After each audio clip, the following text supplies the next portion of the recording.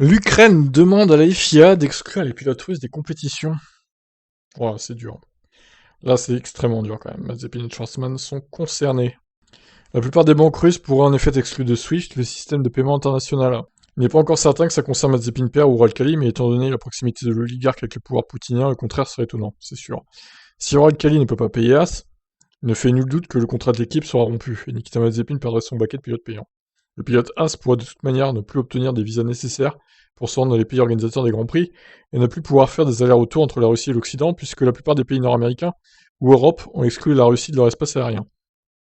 Alors, oui, c'est vrai. Ils ont exclu la Russie, donc oui, ici, il part forcément de la Russie, Mazepin, donc il pourrait, ou alors il pourrait pas du tout retourner chez lui en fait. C'est ça l'idée quoi. Ok, on continue. De toute manière, Mazepin ne pourrait ne pas avoir le choix. La FIA a été invitée par la Fédération ukraine d'automobile à empêcher les pilotes licenciés des fédérations russes et biélorusses à concourir aux événements de la fédération hors de leur pays. Ça concernerait Mazepin bien sûr, mais aussi d'autres pilotes comme Robert Schwarzman qui doit pourtant rouler en essai libre cette année avec Ferrari. Alors que la FOM a annoncé que le Grand Prix de Russie ne pourrait pas se tenir dans les circonstances actuelles, la FIA se retrouve en effet sous pression pour prendre des mesures supplémentaires, comme l'ensemble des fédérations internationales. La Fédération internationale de moto a d'ores et déjà annoncé d'annuler tous les événements en Russie cette année. La FIFA a aussi annoncé que les équipes russes ne pourraient se prévaloir du drapeau ou de l'hymne russe sans bannir pour le moment les équipes de toute compétition. Les matchs de la Russie, ou plutôt de la Fédération russe de football, pourront toujours se tenir, mais en terrain neutre. Des décisions jugées très timorées, et d'ailleurs critiquées par bien des footballeurs, notamment polonais. Bah oui, pour la Coupe du Monde. Bref, si la FIFA a pu réagir, la FIA est invitée à aller encore plus loin, voire beaucoup plus loin, pour montrer l'exemple des autres fédérations internationales. La pression médiatique est d'ailleurs accentuée par les prises de position de plusieurs pilotes, comme Vettel, ok, bon, c'est un peu long là, l'article. Hein.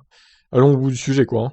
La FIA pourrait faire ce pas en avant dans les sanctions si elle suit la demande de la Fédération automobile ukrainienne en ne permettant donc plus aux pilotes financés des fédérations russes et biélorusses de concourir à des événements placés sous l'égide de la FIA.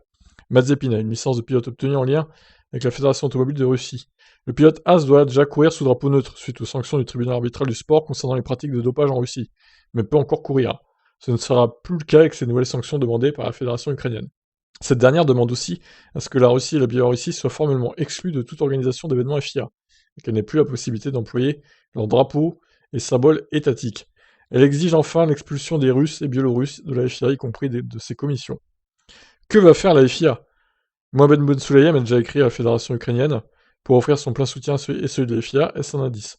Malgré le fait que Kiev et la plupart des villes ukrainiennes sont sous le feu des missiles de croisière et balistiques, qu'il y a des blessés et des victimes civiles, le personnel de la FAU continue à exercer ses fonctions en ligne depuis leur remplacement réel. Pour sa part, déclaré Leonid Kotyushenko, président de la Fédération ukrainienne d'automobile, à Ben Sulayem. Compte tenu de la situation actuelle, la FAU prépare une proposition pour d'éventuelles mesures de soutien de la part de la FIA pour la période d'après-guerre, lorsque toutes les ressources de l'État seront dirigées vers la reconstruction. Oui, enfin, quand c'est que ça se finira, cette guerre? C'est la question qu'on peut se poser aussi. Ok, donc, rien de très réjouissant, hein, ma foi. Du coup, c'était long, mais intéressant. Qu'est-ce que vous en pensez? Est-ce que les pilotes russes doivent être bannis de la F1 et du sport auto en général? Mazepin, Schwartzman, et peut-être d'autres qui voudraient percer en sport auto, mais qui pourront pas du coup. C'est un peu fort hein, quand même, hein, comme sanction là, c'est du cancelage quoi. La cancel culture comme on dit. Bon, bah je vous laisse me donner votre avis, donc moi je pense que c'est un peu trop fort quand même, faut pas exagérer. Ils y sont pour rien les deux là.